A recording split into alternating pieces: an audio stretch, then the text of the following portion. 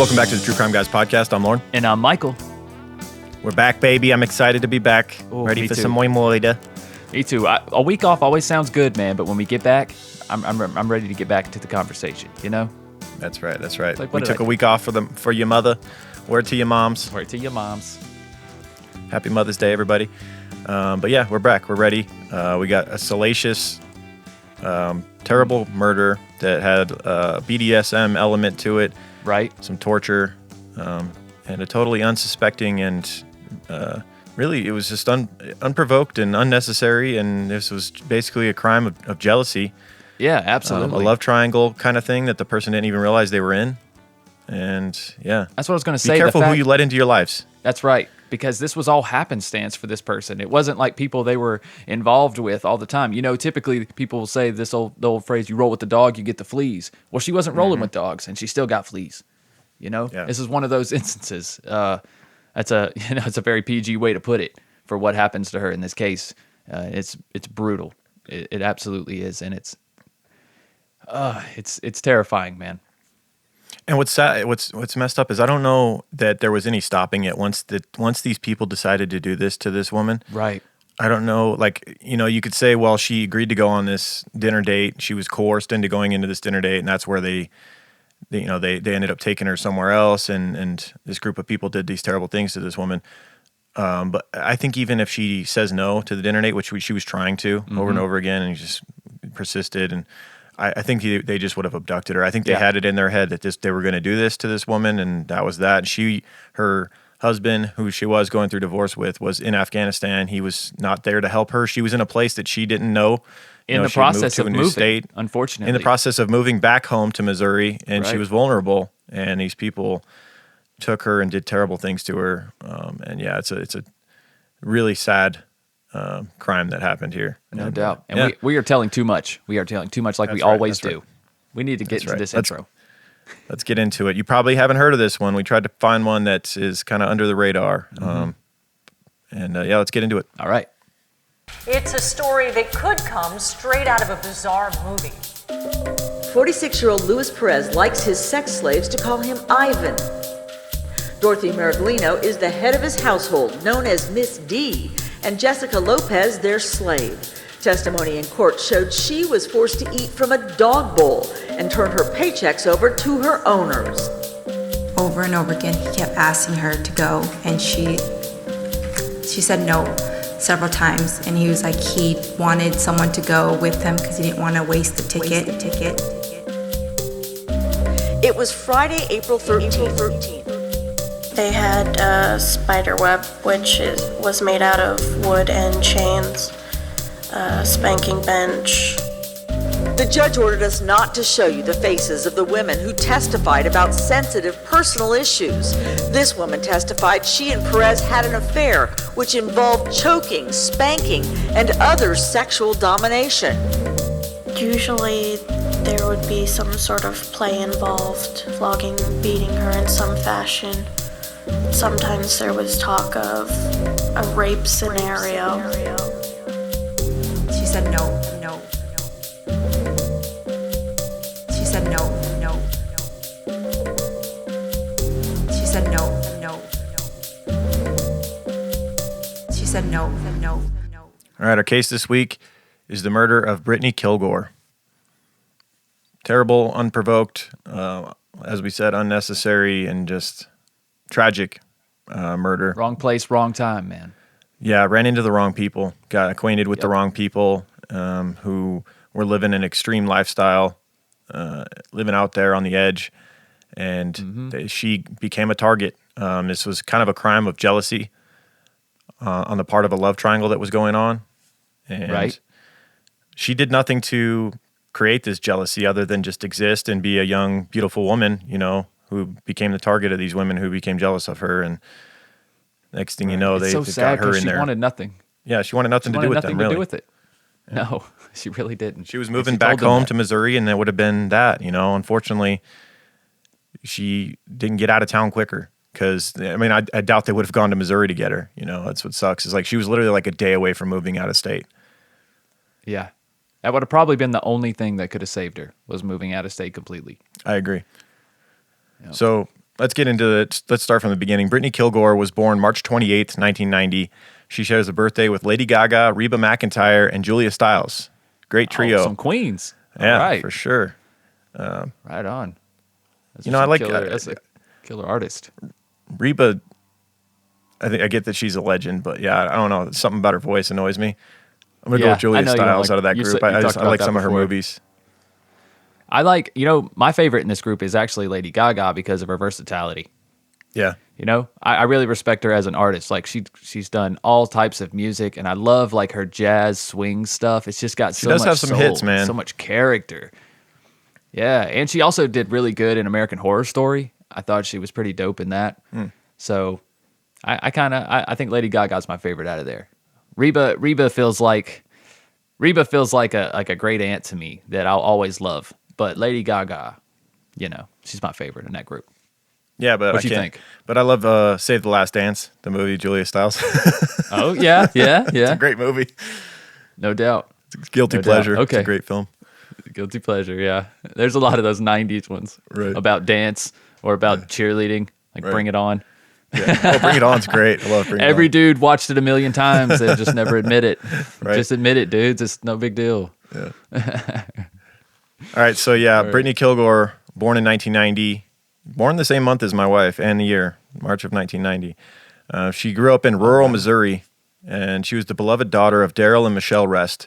And she was a sister to Sabrina and a sister to Colin Rest, her brother. And over the years, she had become her best friend, her sister's best friend, and also was that cool sister that would play video games with her brother and goof around. Yeah, she was probably the middle child, right? Or was she the oldest? I'm not sure. You know what? That's what kind of annoyed me about studying this case is how the lengths I had to go to find out anything about her. Yes, because I didn't know any of this studying before I saw the crime line. Like I knew the majority of the case, but her background, where the hell did you find it? Like I was looking everywhere for this stuff.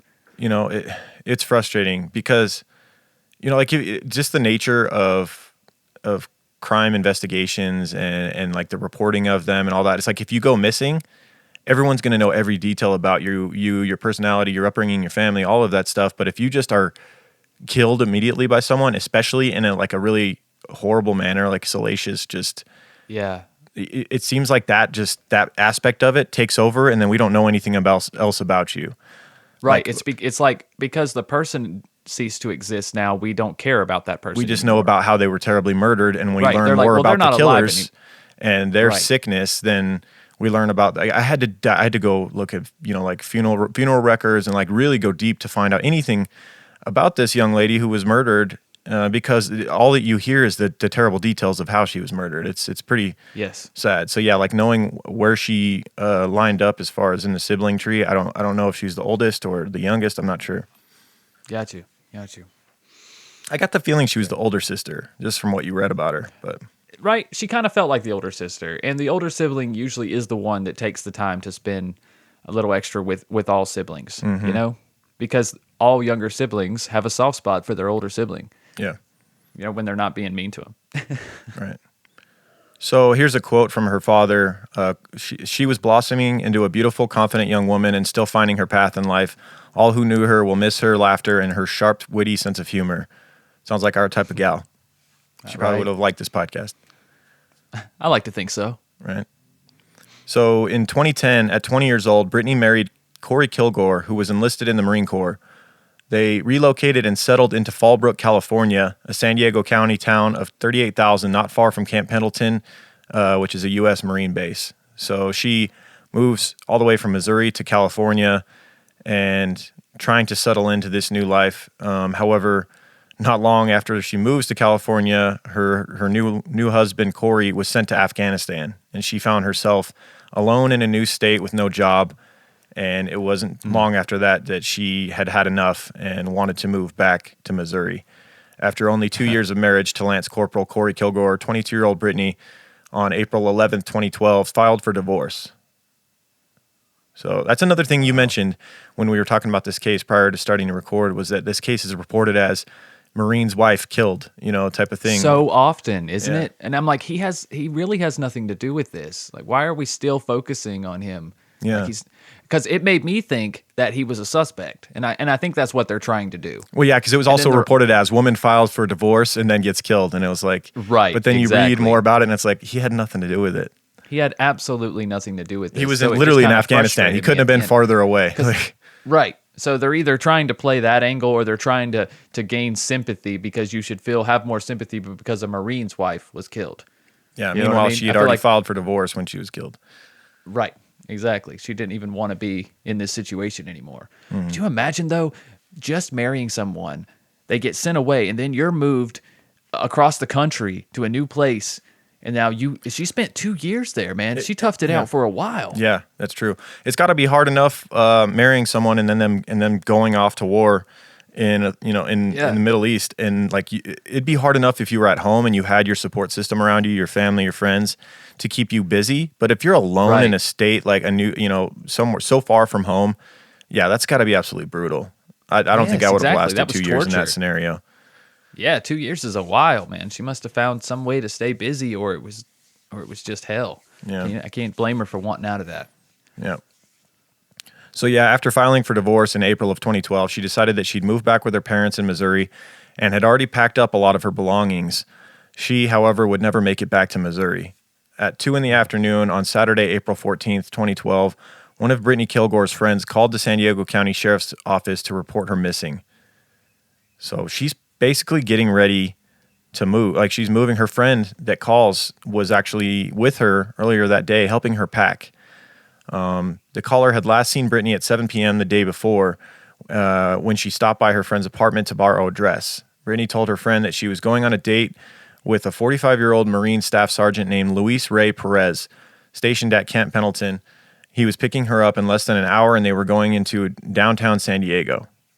So kind of odd, she's leaving, she's going through a divorce, and now she's going on a Right. date with this guy.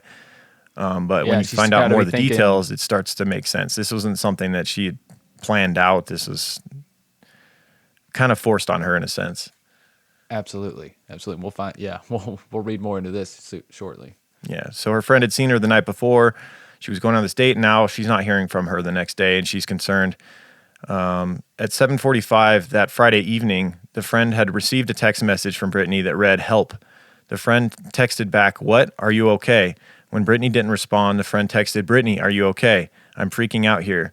Then, about 20 minutes later at 8:05, the friend received another message from Brittany's phone that read, "Yes, I love this party." The friend, knowing her friend very well, considered this suspicious because she had always used the word "yeah," spelled out Y-E-A-H, instead of "yes" in her text messaging. And when you text someone often, you know just the about to words that say. they use. Like, some people use Yeah. "yeah" like Y-A, some people, and that's a very telltale sign whether you're texting your friend or someone else has their phone, is little words like that, that you just get Yes, used to and because- accustomed to. And I think because texting has become such a big part of our culture now, people are so used to it. So now people want to text the way they talk for that reason. At least I do. I try to text exactly like I talk. I want I'm the people to exception, know. I think. I'm pretty. I go back and forth, and depending on my tone, I may use "yeah," I may use "yes," I may use "yeah," Y-A. I'm kind of all over the place with it. So Yeah. if I get murdered, it's We're gonna be never tough. going to know, Lauren. Yeah, we're never gonna know. We need we need like some kind of code word or something. Like, if I'm to being send. stern with you, like if you're annoying me and I need to say, like I'm saying yes, like I'll just say yes, yes. But if Yeah. we're just having casual conversation and you ask me something, I might say yeah, like Y-E-A-H. It just depends, but Yeah. like I got most you. of the people And- I and- text with, they use the same word over and over again. Yeah, probably. My signature Probably. also, when I sign shit, it's different every fucking time. Every time. What your Like name? when I You sign write other papers for people's like, names? so I've bought a couple houses, right? And when you buy a house or a car, you have to sign a fucking million things. You could go Yeah. through it every one of them. Because if I sign 100 times, every one of them is fucking different. It's terrible. Oh my god, it's not even close to the same. It's like I what do you- forget like how I'm supposed to do it each time. Like, how does this go? dude. Cursive L's are a bitch though, Yeah. right? They look pretty. Well, but it's, do you it's do a literally cursive just L? cat scratch, dude. It's just you you can't just- make out any letters.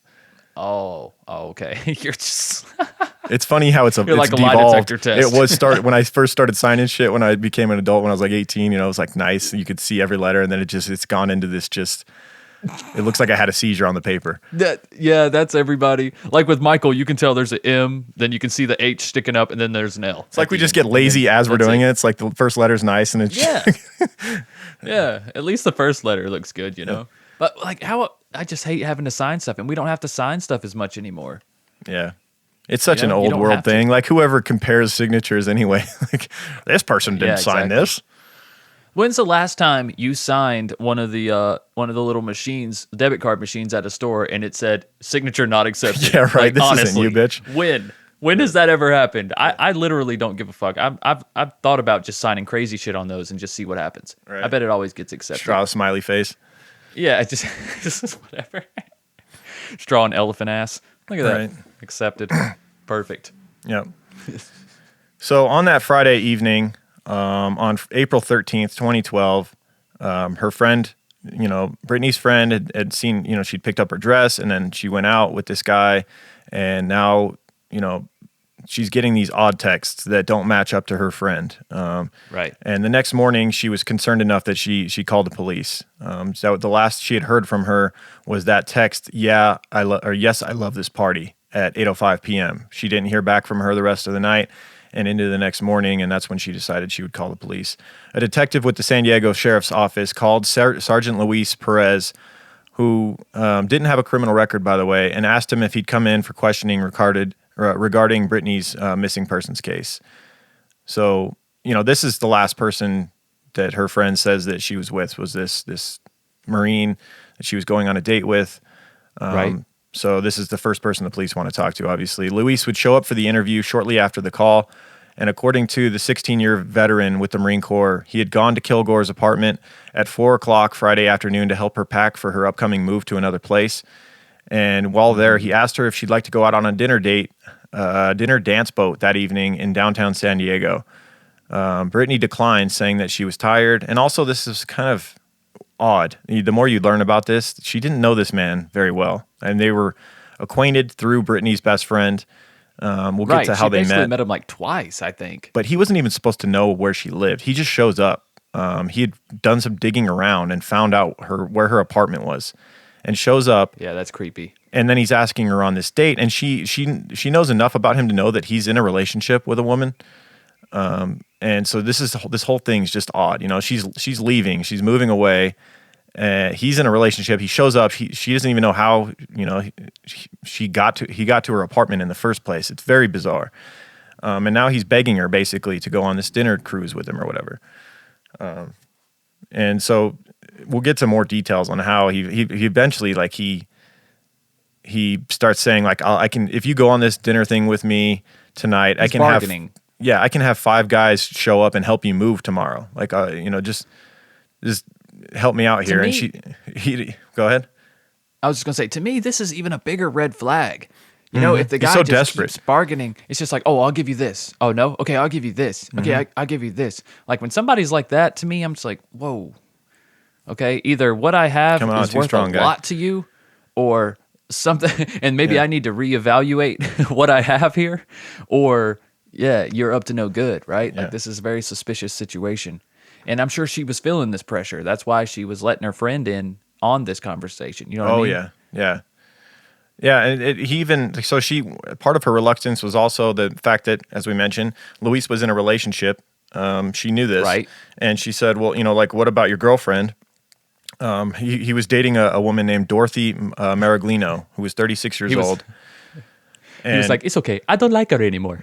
Yeah. Right. Well, he tells her like, look, she's cool with it. I already talked to her. You can call her. Right. Here's her number. Call her and ask her about it, and she'll be cool with it or whatever.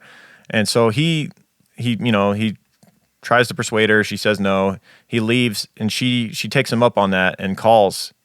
She calls Dorothy and asks, and Dorothy says, yeah, it's totally fine with me or whatever. And so wanting to help. This is the part moving- I can't figure out. Go ahead. It's like, why does she go to the extra extent to ask Dorothy? Like, why not just let him leave and then don't call them and leave?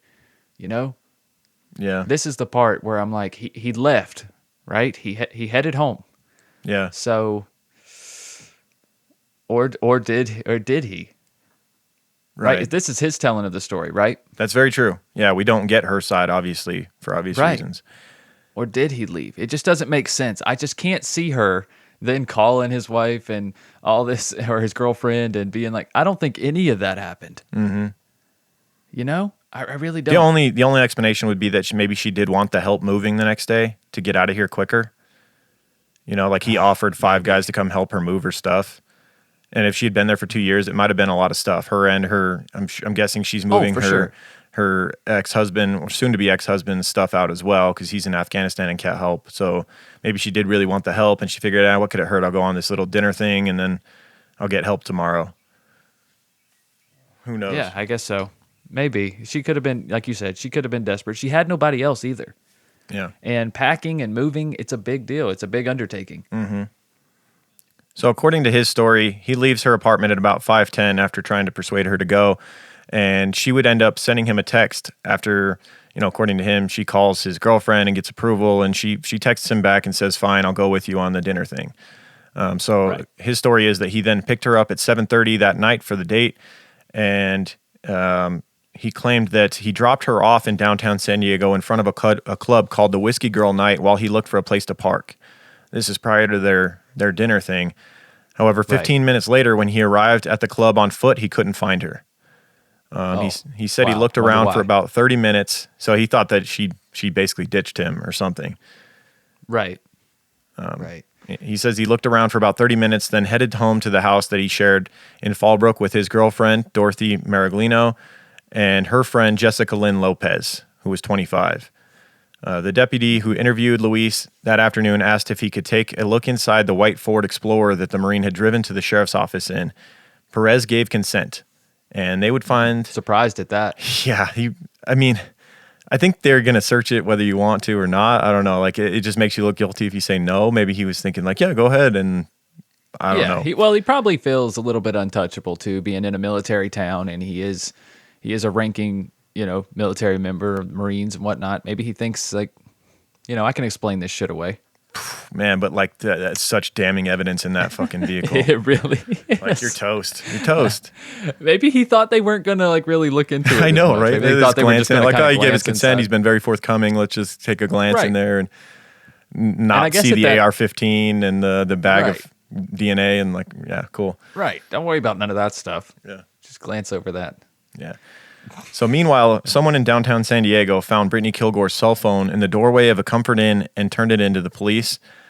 So now things are really not looking good. She's, now her cell phone is found, and it's like any hope of like maybe her just turning up later that day or something is not looking good.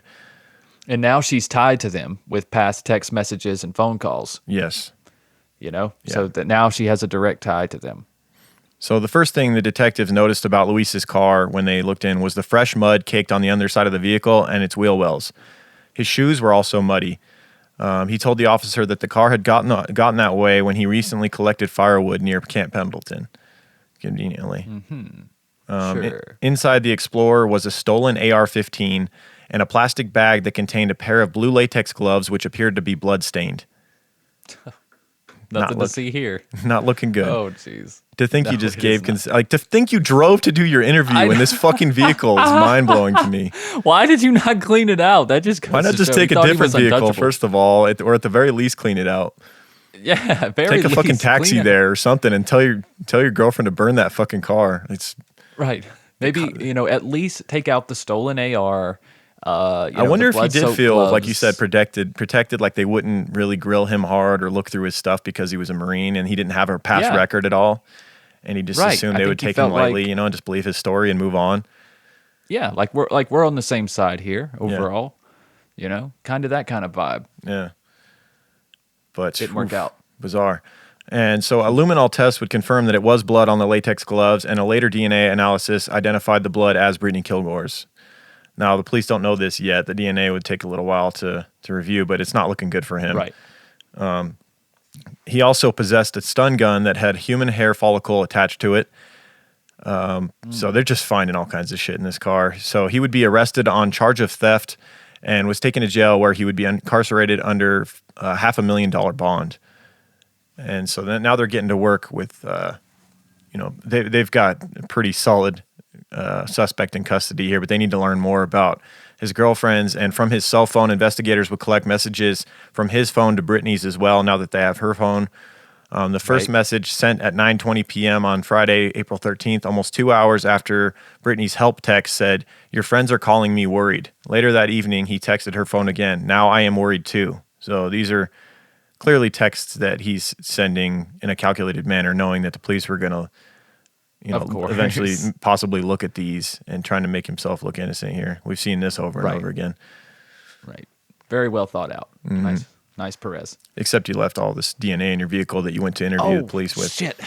Yeah. Well, he was busy typing up those text messages, man. He might have T9 word or some shit, man. He didn't have time to get to the murder weapon. You know what? T9 was the shit, man. Honestly. It was. I miss T9. I miss tactile buttons with texting. I sound like such an old man right now. But when I tell you that I could text and drive safely with T9, I am not lying. Like I could text out full paragraphs without looking at my phone. While looking at the road, I could text out full paragraphs and know exactly what I'm saying. I cannot do that shit with a touchscreen phone.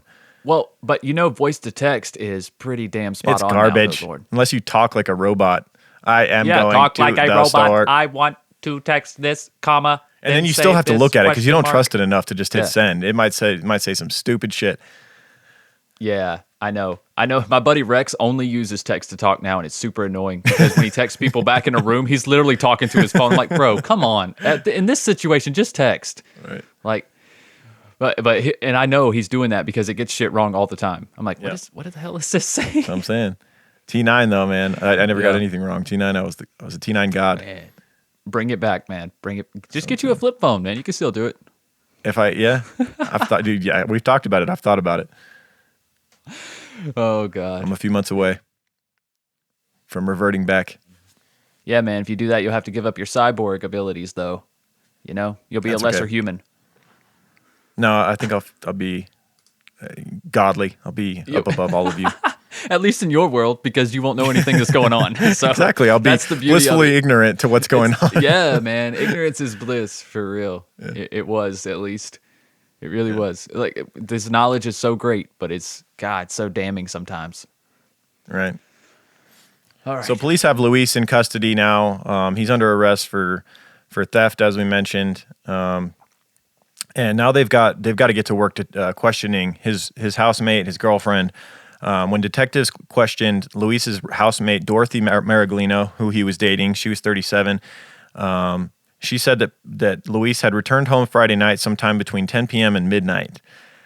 She said he remained in the Fallbrook house until he left for San Diego the next day in response to the call from the sheriff's office for that questioning that he went in for. Right. Now, sometime between 10 and midnight, when you think about his timeline, he said he picked her up at 7:30. They went down. He dropped her off. They were going to dinner, right? He dropped her off. When he came back after parking 15 minutes later, he couldn't find her. He walked around for 30 minutes. What does that put them at? Maybe 8:30, 9 o'clock. 8:30, yeah. He should be headed home by like 9 o'clock. Between 10 p.m. and midnight, that's a 2-hour gap.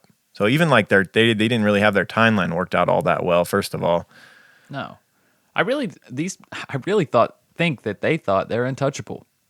It seemed that way, right? Because, Yeah. man, they sure left a lot laying around. Yeah, they did. Yeah, and they were about to stumble into quite a world when they searched Luis's home. On April 15th, 2012, 2 days after Brittany's disappearance, San Diego deputies searched the Perez, Maraglino, and Lopez house in Fallbrook. The searchers discovered that one of the rooms in the dwelling had been set up as a sex dungeon, equipped with a variety of sex apparatuses, toys, and tools such as handcuffs, whips, leather restraints, and chain shackles. A giant spider web was painted on the wall, and there were bars on the ceiling. Officers found a copy of Slave Rules, along with a copy of a slave contract, as well as prescription drugs and various types of saws. Whoa. Quite a world they Okay. stumbled into here. So? Now, what you do in your house sexually, as long as it's Exactly. consensual, is none of our business. Right. You want to get kinky and have a sex dungeon in your house, that's cool as long as nobody's being harmed. Right. I really wasn't hearing any red flags until you said saws. Then I was like, wait, why are there saws?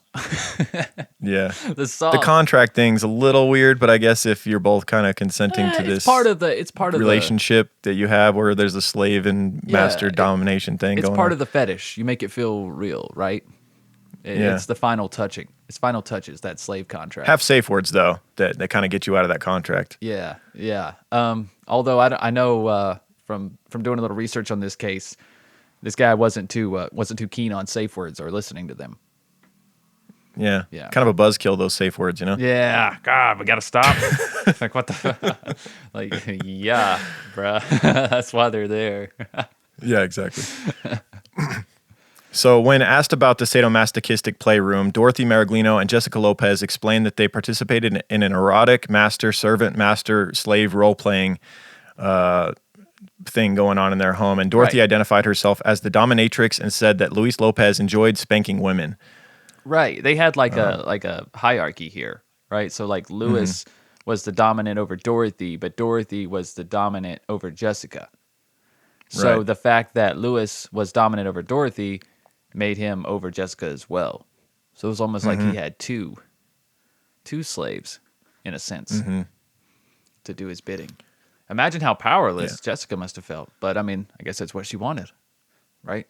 She was in this Until lifestyle. they brought in And someone else. apparently it worked for a while. Yeah. What's up, creepers? Y'all know I'm not a big video game guy, but I do enjoy a good puzzle from time to time. You know, something that gives me a good challenge, wakes up the old brain and gets it moving. Enter Best Fiends into my life, and I'm borderline obsessed. With over 1 million downloads, this casual mobile puzzle game is just what I needed to keep my brain active and take my mind off the stresses of everyday life. And I know what you're thinking, and this is more than just smashing candy, okay? Best Fiends has thousands of puzzles to solve, with new updates all the time. Not to mention the adorable characters you'll unlock and level up along the way. Maybe you were like me, discouraged about finding a new game that would stimulate your mind and stand out from the pack. If that's the case, give Best Fiends a try. Download the 5-star rated puzzle game Best Fiends for free today on the App Store or Google Play. That's friends without the R. Best Fiends. Finding the right program to help your child learn to read can be daunting. You have to find something that's both engaging and proven to get results. Hooked on Phonics has been the most trusted program to help kids learn to read for nearly 35 years, which is why I decided to get their program for my kids. So we've been using Hooked on Phonics for the past 2 weeks in my house. Every night we sit down. My daughter loves the storybooks. My son obviously loves the interactive and engaging app, which makes learning fun. He thinks he's playing games, and I'm happy because he's learning. He's already starting to impress his daycare teachers with all the new words that he's learned to spell. Can't wait to see months from now, if we continue at this pace, where they're going to be. Hooked on Phonics is the learn-to-read curriculum that uniquely combines an amazing app with hands-on learning materials shipped to your home every month. With Hooked on Phonics, you get unlimited access to their powerful reading app, along with workbooks that give your child essential hands-on practice to reinforce the skills they're building in the app. Plus, you'll get the storybooks written specifically to build your child's confidence, and discussion questions to increase reading comprehension. Lessons take just 20 minutes or less, and the curriculum is guaranteed to help your child learn to read. Give your child the confidence that reading brings with Hooked on Phonics. Visit hookedonphonics.com/creeper and receive your first month for just $1. That's hookedonphonics.com/creeper to get your first month of Hooked on Phonics for just $1. hookedonphonics.com/creeper. CREEPER. So the investigation took an even more bizarre turn when on April 16, 2012, investigators learned that Master Dorothy and her slave Jessica had checked into the Ramada Inn located in the Point Loma section of San Diego. So this is odd. I mean, why are they checking into a hotel? Obviously, the heat's on them right now. Luis is in jail, Right. And this looks like maybe they're on the run. Like they're trying to That's run. what this is looking like to them. Yeah, No doubt.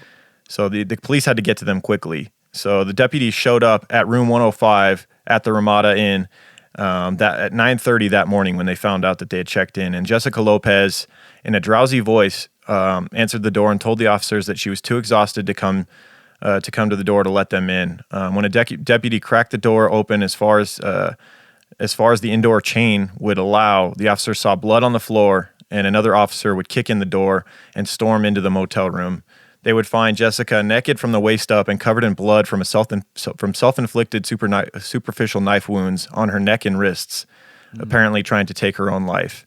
Yeah. She had already, Dorothy had already left the motel at this point. So this was just Jessica in there, and she was apparently attempting suicide. Right. They would find a message in lipstick scrawled on the mirror above the dressing table that read, "Pigs read this," in lipstick. Below the message lay a 7-page handwritten murder confession signed by Jessica Lopez. In the confession, Lopez admitted to using a ligature in the sex dungeon in the Fallbrook house to strangle Brittany Kilgore to death. In the writings, they also said that she shot Kilgore with a stun gun, wrapped rope around her neck, Right. buried her face in a pillow, and strangled her. So a full confession, Wow, there you and go. she's doing this, leaving this behind, not expecting to be around when this confession is read. Awkward. So obviously she They was, got there a little expecting early. to have finished herself off by now, but Right. yeah. Yeah, like you said, awkward, right? Yeah, super awkward. They're like, no, we're going to save you. We got some wraps here. We got paramedics on site. Now No, instead, it's they're fine. like sitting beside her at the hospital, like reading this. Like, so yeah, Yeah. this is interesting. So what's about this pigs read this stuff, huh? What's all Yeah, about? right. Why don't we read? Why shall we read this together? Yeah. Shall we? Shall we have story time? Hey, you want to read our confession? You want to read your confession out loud to us all, Jessica? Thank you. Yes. Also in the confession, she said that she killed the victim out of fear that Luis would be seduced by her. So as we kind of alluded to, jealousy here. Right. They had met this young lady, Brittany, and whatever reason, they got it in their head that she was going to seduce Luis if she had the opportunity, and they figured they would get ahead of the curve here and take her out. Even though she was moving away to never be seen again, they had to do this. Well, they were probably right to assume that Luis wanted her because he is the one that showed up at her house out of nowhere and would go to any extent. You don't to think get that he her. was maybe prompted by them to do this, though? By them? Yeah, I feel like this was a scheme. Like all of them were in on. Like, Luis, you go there, try to get her to go to dinner. And if she agrees, then we're right about her. First of all, Right. Like, you know what I mean? Like, I mean, I think she is trying to steal our man, type of thing. right. I mean, I think it's all Luis, and I think when You think so? and Well, yeah, I mean, he is the dominant over the Right. household, right? So Yeah, if he told them to stand down, then I guess by the contract they would have to stand down. I mean, he obviously told Jennifer to take all the blame, and she did. yeah, that's a good point. You know That what is I'm a good- saying? Man, that is fucked up, right? They did basically like tell her to confess and kill herself, Yeah, and she was attempting to go through and with she it. was trying to do it. Yeah, she would have done it. Yeah. She may have bled out in that hotel room if they don't get there that early. Yeah. And it would have been for nothing too, because they wouldn't have believed that investigation. The investigation would have went on. Come on, it wouldn't have been like the end of it. Her death would have been for nothing as well. Yeah. True. So sad. Yeah, they're not going to just take her word for No. it only and just be like, okay, I guess Luis and Yeah, exactly. I guess. you guys can just walk free. Yeah, I guess we'll go ahead and let Luis This out. is all done in your dungeon in your house, but yeah, whatever. Right. Exactly. So according to the 7-page written letter, after half-hearted attempts to dismember Brittany's body, Lopez doused the naked body with bleach to destroy physical evidence. She wrote that she, quote, hid the body of that whore in almost plain sight near Lake Skinner, noting that the police would find handcuff marks on the victim's wrists. She said that she had deposited the knife she had used in her attempts to chop her up in a beach restroom in Oceanside. The police would also find a pair of handcuffs with the knife. In her statement/suicide note, she said that she was taking full responsibility for Brittany's murder. So as we said, she was seemingly prompted by Luis to write this confession, kill herself, and then they would be off the hook for this. Right. At 2:30 that afternoon, searchers located Brittany Kilgore's naked remains lying in the brush alongside a road near Riverside County's Lake Skinner, 23 miles north of Fallbrook, basically where the confession note said that they would find her. A toxicology report said that Brittany had no drugs in her system at the time of her death, and testing detected an alcohol level of 0.06%, though the autopsy says that a low level of alcohol can be produced by fermentation occurring in decomposition and may have been due to postmortem changes in her body and not the fact that she had drank anything at all. Most likely she was completely sober that evening. Yeah. I believe so as well. I don't think she would have been looking to get intoxicated and be less on her guard around these people. I Right. believe this was like you said at the beginning. This was She'd want her wits about her. This was because she merely was a nervous trade-off. going out. She had a feeling something was off about this, right? She had and she to. knew right away when Luis didn't take her to dinner that when he pulled up to his house instead, that's Right. when she sends that help text to her friend. And from there, you must imagine that Luis takes her phone from her.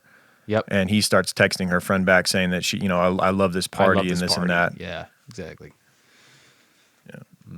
So the police would charge Jessica Lopez with first-degree murder on April 17, 2012.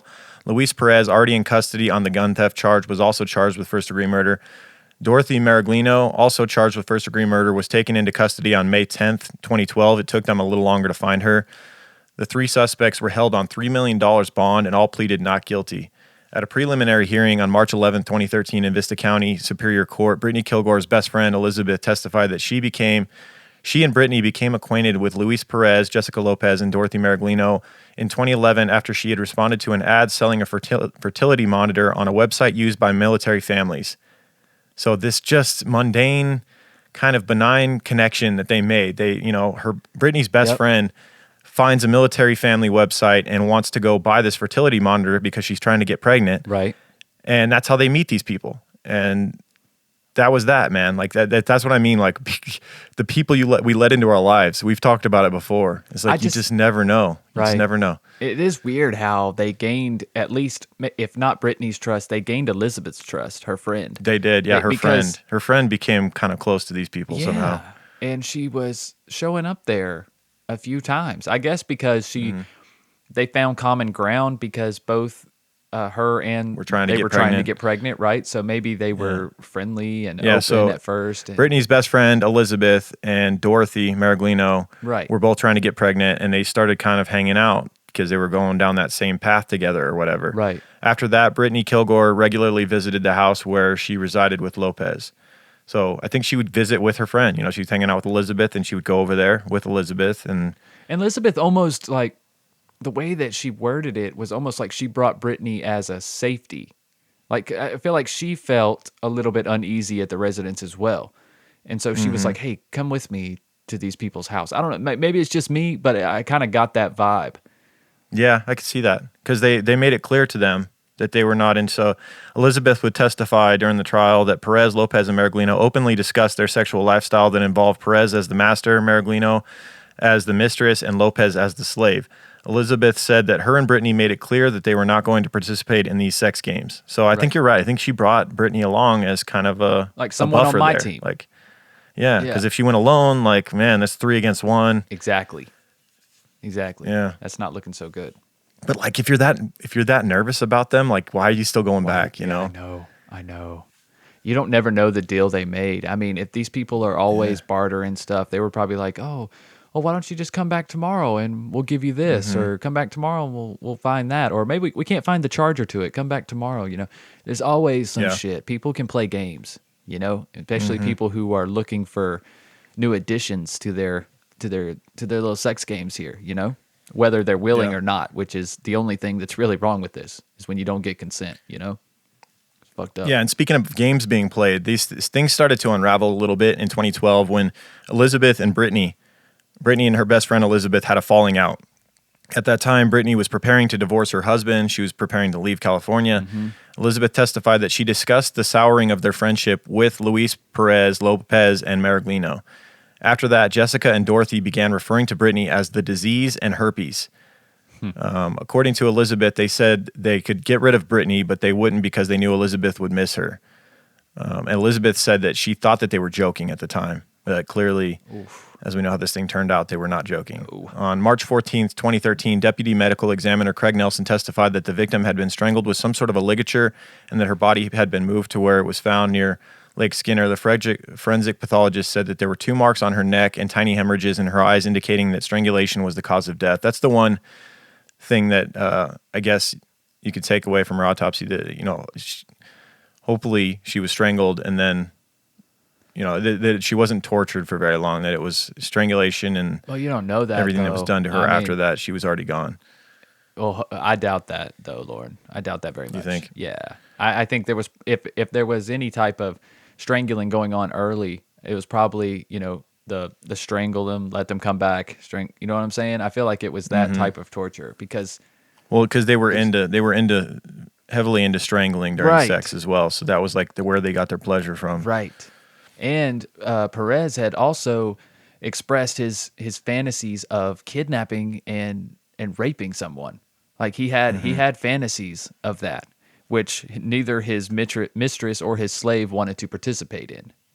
But he did say that him and some of his friends on several accounts had fulfilled these fantasies, where they had picked up someone random, whether they gave consent or not. I can't imagine it. Man, what a tale of two lives, right? Like man, you want to talk about like Two-Face here. Like he's a Marine. Right. He's got no criminal record. Meanwhile, this is going on, Yeah. you know? He's got this dark side. See what I mean? That's why I think he feels untouchable. He's been living this on the edge radical lifestyle for so long, and he's been pushing the Getting limit. away with it. He's been pushing the limit and getting away with it. Yeah. So Crazy. So the forensic pathologist, Dr. Nelson, had also discovered cuts on the victim's left wrist and left knee that suggested that someone had attempted to dismember the body. The cut to the left leg was so deep it reached the bone. The bone contained tool marks that indicated a saw had been used. Remember in their dungeon they had saws. they did. As well. Why else would you have those? You know, it's bizarre. Like those can't really be used in sexual play. Like saws Right. are. Yeah, It's a little extreme. You're doing it wrong, I think. Yeah. I don't know. A woman followed Dr. Nelson to the stand who said that she had lived in the Maraglino house for 3 months in late 2010. According to this witness, she had been Dorothy's sex slave for a time and knew that Dorothy and Luis enjoyed choking their sex partners. Yep. On December 12, 2014, perhaps in an attempt to move things along, the district attorney's office announced it would not seek the death penalty against the defendants. This thing was being drawn out, as we see in the court system. It was being drawn out. However, on September 8th, 2015, in Vista, California, jury selection began in their murder trial. Lopez's attorney called her client the perfect slave in the triangle and said that her role explained why she authored the letter to taking full blame for Kilgore's death. She told jurors that her client was a victim to the slave contract she entered with Maraglino in the bondage and sadomasochistic world and portrayed her as an abused servant forced to take the blame for a crime she didn't commit. I think to an extent that is true. That is somewhat true. Yeah. That is somewhat true. Yeah, I think That does not make her, completely innocent of this crime. She's still culpable in this crime. She was still there. She was still part of it. And we'll Right. never know to what extent she was a part of it. You know, she could have been directly choking her or she could have just been there. Either way, you're guilty. Yeah, you still have to draw the line somewhere. Murder is a little more important than a safe word. You know what I'm saying? Like this has got to be. You got to know when to pull out of this out of this fetish, out of this lifestyle. But I believe her defense attorney is 100% right in that they definitely tried to get her to take the blame, Yes. which is obvious. Obviously, yes, they want her to take all of it. Yeah. Yeah. One of the several witnesses that took the stand during the trial was Brittany's friend, Shani Tal, who spent time with Brittany on the day of her disappearance. She's the friend that Brittany texted help to on the night of April 13th. During her time on the stand, Tal said that she had helped Brittany pack on April 13th because she was moving back to Missouri. She said she remembered Luis Perez stopping by Brittany's home that evening and begging Kilgore to go on the dinner cruise with him. She said Brittany did not feel comfortable with Perez's invitation and did not want to go. She said that Brittany ended up agreeing to go only after Perez promised he'd get 5 people to help her move the next day. Quote, he was having a conversation with Brittany. He was inviting her to go on the dinner cruise. She didn't want to go. He was very persistent about it, said Tal on the stand. When Brittany said she was worried about how Dorothy would feel about it, Luis told her that she was totally cool with it and told her to call and confirm. That's when Luis left. Brittany called Dorothy, according to his testimony, and that's the point when Brittany texted Luis and said that she changed her mind and she would go on the dinner cruise. So maybe a little bit more clout to that story in that it's possible that Brittany's friend was there at the apartment when this whole conversation between her and Dorothy went down over the phone, getting permission to do it or whatever. Yeah, maybe she did. Yeah. Maybe she did. Maybe because she felt really I'm sure she felt those standoffish vibes from Dorothy and Jennifer probably. So her only hesitation was, well, I don't want them to be pissed off and, making me have a bad time, or doing some shit to me. So I want to at least make sure they're okay with it. And when they were, she thought, well, what harm can one night do? Maybe. Yeah, go get some free food, Right. get some help moving, Exactly. and then I'll be out of here. Exactly. It'll all be behind me. I'm sure she realized, what she had done, unfortunately, when Luis took her straight to his house where she knew there was a sex dungeon inside. Yeah, exactly. So, in November of 2015, 2 months after the trial began, the defendants were convicted of murder and kidnapping. The judge sentenced all three to life without the chance of parole. And we get some quotes from her family. Quote, "Our daughter was a beautiful young woman, inside and out," Kilgore's mother told reporters after the verdict. "And unfortunately, she ran across people that were not good, were monsters, and took her life. She's going to be missed for the rest of our lives." And just to end this, just really showing how sick these people were. Dorothy Maraglino, remember how she had the fertility monitor, and her and Brittany's friend were trying to, they're on their path to get pregnant. She was, in fact, pregnant at the time that she participated in Brittany's murder. Wow. That she helped facilitate this murder with Luis Perez. She was pregnant during that while she's participating in choking the life out of a young woman. Yeah, she's got a baby inside of her. So. I think that maybe while the whole getting her involved in the BDSM thing was Luis's idea, I think to the extent that it went, I think Dorothy plays a bigger role. After hearing the story all over again, I feel like she does. I feel like her jealousy in this story played a bigger role. And it also, of course, you have Jennifer, who's literally like a lapdog to her, who's going to feel however she feels. It's kind of like when you feel standoffish towards somebody and your dog growls at them. I feel like that was the same thing. So I think both of their attitudes and their opinions of Brittany from the beginning kind of pushed the whole situation over the edge. It's kind of a pack mentality. I think if she's just with the women, I don't think necessarily this happens. Or if she's just with Perez, maybe it doesn't go to this extent. Yeah. Does that make sense? And I think all of them together, they just kind of fueled each other's rage. With Perez not having control over himself in those situations anyways, regularly choking them longer than they wanted. They both testified to that, both Dorothy and Jennifer. They said that sometimes Perez would get carried away. So, that in addition to them hating her, who's gonna stop it? Who's gonna stop it? Yeah. Yeah, no. Nobody. Oh, but you can stop body odor with Oh My Gaia. Am I right? How do you like that? What a segue, baby. What a segue. Get on that one. We're riding right into the Oh My Gaia ad. Oh My Gaia is an innovative, all-natural deodorant, fragrance, and beard oil company specializing in... I'm sure that sex dungeon could have used a little Oh My Gaia in it. I'm definitely. sure it was pretty musky in there. Definitely. Because they're specializing... Some incense, maybe? ...in paraben and aluminum-free products. And their innovative line of deodorants inhibit the growth of odor-causing bacteria while maintaining effectiveness.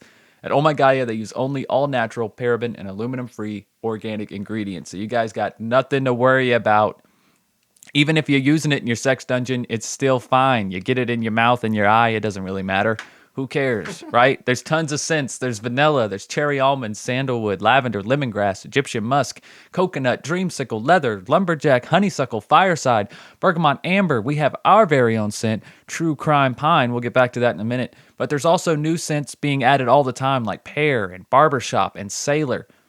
And because you guys are True Crime Guys listeners, you can use the word creeper for 15% off your order. CREEPER for 15% off at shop_ohmygaia on Instagram and ohmygaia.com. That's OHMYGAIA.com. Like I said, guys, if you're unsure about what to try out True Crime Pine first. Even if you don't like to wear it, it'll still be like a collector's item jar or something one of these days. Yeah, if I had the discipline to keep a jar unopened just for collector's sake, I would, but I just can't help myself. I know, just want to rip that label. Just rip that label. But anyways. That video you put on Instagram, the first dip, that's what it's about, man. Oh, the first dip. It's sultry. It is. It is. It's like a new thing of peanut butter. Yeah. Oh, man, you're right. Good stuff. All right, we on to some shout-outs. Yeah, what do we got? All right, I want to thank everybody who's taken the time to go and rate and review the show on iTunes or wherever else. You know what? While I do these, you look around for some other shout-outs for people, whether it's comments that have been made on Podbean or Instagram or Twitter or something. Oh, yeah, let's check some give Podbean. out some just random ones. Just to keep pushing people to support the show publicly. That makes sense. But while you search around for a couple of those, I gave you a task to get her done, buddy. I got it. I'm going to give some shout outs to people here. We got Definitely Not Chad in the U.S. Said the best duo True crime, jokes, and no 45 minutes of chit-chat before starting. At least not anymore. We got through that. That was like the first 20 episodes. We were pretty bad about that, but we got enough hate that we just started cleaning up our act a little bit. Right. My only hope is that they eventually taper off with the awful New York accent. Not going to happen, guy. Sorry, OBE. Spoiler alert, we don't. Yeah, right. Spoiler. Fuck your mom.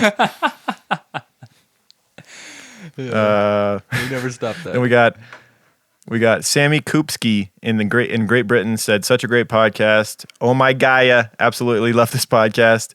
Has me chuckling away listening to you guys whilst I work. The banter, the accents, the content, the music, loved a lot of it. Found you guys about a month ago. Yada yada. Thank you very much. We love you across the pond over there. Thank you very much. And then we got Mac D from NC, baby. Uh-oh. Hi from a fellow North Carolina pal. You have a herd down here in Wilmington. Oh, right on. All right. Yep. Man, So, you have to fly out here. Big Might shout have out to have big shout out to Mac D. Big shout out to Mac D in Wilmington. yeah, and the Wilmington herd. What's up, peeps? That's right. How far is that from you? It's about 3 hours. Wow, that's crazy. Yeah, not too bad. That's cool. too bad. That's pretty cool, man. You're becoming a North Carolina celebrity over Right? there. Converting them. And then we got Cabo Di in the U.S. said, fun guys, 5 stars. I listen to a variety of podcasts. These guys make murder kind of fun. They are respectful to the victims and to their fillies and their what? Where is that? Fillies? I don't know. No yelling, fancy Nancy Grace, just pleasant giggles to put me to sleep for bedtime stories.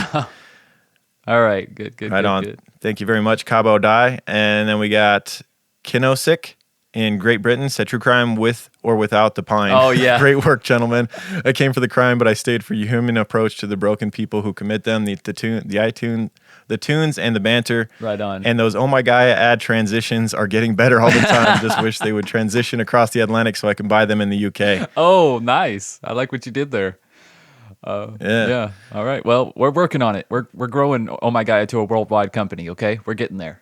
Little at a time. Thank you, Kenosi K. Thank you for that one. And then we got Ben's 4 V Cobra from the U.S. said, great podcast. Love the stories and the banter. Not too much or too little. My only issue is the general lack of understanding that California beaches are overrated and that 30A has the best beaches in continental United States, but none of them are perfect, I guess. Okay, well. Cali beaches are there's good and bad. Right, and that's with every coastline. I booked a stay in Newport for later this year, and it's a beautiful beach. Manhattan Beach is beautiful. Huntington Beach is beautiful. Mm-hmm. You know, like Venice is cool in its own way, Right. but also sketchy. So, Yeah. you know, Yeah, there's Is good. what it There's is. good beaches all up and down the coastlines, man. Yeah. Got to find them. Yeah. All right. So we got K Scott 146 in the U.S. said, love this podcast, 5 stars. You guys are awesome. I love your podcast. You should be right up there with Morbid. Thanks for helping me get through my workday. Thank you. Thank you. We got Ray says in the U.S. said, big love from Utah. Hell yeah, man. I didn't know we had a whole lot of Utah creepers. Thanks for doing the banter on Patreon. I'm so glad I asked for it for Christmas and Santa delivered. You make me laugh and I really enjoy the show. Thanks. Right on. Right on. Santa brought him some Just the Banter. That's what's up. That's right, and it keeps on giving every Friday. Then we got KG from CO. So I'm guessing KG from Colorado in the U.S. said, these guys saved me. I found True Crime Guys during quarantine last summer and would binge episodes while out hiking with my dogs for hours, also while hiding from my family. Maybe listening to True Crime when hiking alone in the woods isn't the best idea, but these guys make the stories so fun. And It's so exciting. thank you very much. It's exciting, at least. Yeah. And then one more from Australia, down right. under, mate. We got Hawkstar74 says, awesome guys have been binging. I'm up to 91. Freeloaders in Australia. Ha ha. Right Fuck on. yeah, mate. Hell yeah. Another Australian review. We ain't got a review from Australia in a while. They've been slacking. Send us some Vegemite to our P.O. box, That's mate. right. We need some B vitamins. All right. All right, what do you got? What'd you find? We got quite a few reviews here on Podcast Addict, and I'll get to a couple of them. For some reason, they don't go into iTunes. They're like separate. So yeah, man, those reviews are weird. They populate in different Yeah, areas. it's so I'm strange. sure we miss a lot of you guys, and I'm sorry for that. But Yeah, sorry, guys. There's just too much digging around to do it. But here's a few from Podcast Addict. Jacob Hughes says, hands down, my favorite podcast. Been listening since 2017. Oh, damn. I even joined Patreon because I can't get enough. Thanks for everything, guys. We know Jacob, big Stuff. supporter. Oh, Big yeah, supporter. we know Jake. That's right. Appreciate it, brother. Eric Bros, 5 stars, says best true crime podcast out there. Binged all the episodes in a few weeks. Subscribed on Patreon. Then binge the rest. Michael and Lauren are my dudes. 5-star emojis. Yep. Let's see. Let's get a couple more here. Christy Leah said 5 stars. My all-time favorite podcast. I also listen to Sandu. Love the details, banter, and chemistry. I also take every opportunity I get to wear my TCG shirt to work. And when COVID is over, please come to Australia and do a live show. Oh, so there's another Australia. Right on. Thanks, Christy. See, these ones that podcast separates, they're from everywhere. It doesn't make any sense. Hey, just stay away from the young girls, Crystalia. What? Stay away from the... Oh, right. You said her name was Crystalia, and I just immediately thought of Crystalia. Oh, Crystalia. So similar. I know, right? It does? Yeah.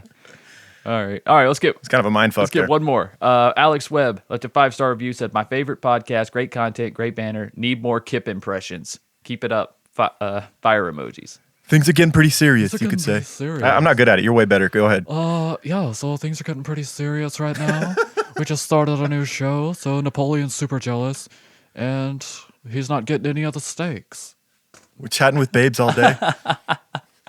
God, Kip! I'm gonna punch you in the face! I'm sorry. I watched the movies All right. recently with my kids, so they're fresh in my mind again. Oh, hell They yeah. love them. Oh, my God. They love Napoleon Dynamite. It's so much funnier now, especially because humor has gotten so petty and so simple now because of like meme culture and TikTok and Right. short clips. It's like, and if you go back and watch Napoleon Dynamite now, it's got some killer like one-liners and scenes that would just crack you up. I mean, in or out of Uncle context. Rico, Uncle Rico just standing up and fucking hitting his brother in the face with with the fucking steak. It's like so Dude, funny, when man. He's like, It was just so unnecessary. It's so fucking and the whole conversation before that too, where he's like, I could throw a football over the mountains. I swear I could. Yeah, right. Coach would have put me in. We would have won We state. won state. Hey, give me that. He grabs Kip's steak. He's already eaten his. He grabs Kip's steak. Right. Fucking throws it all sidearm.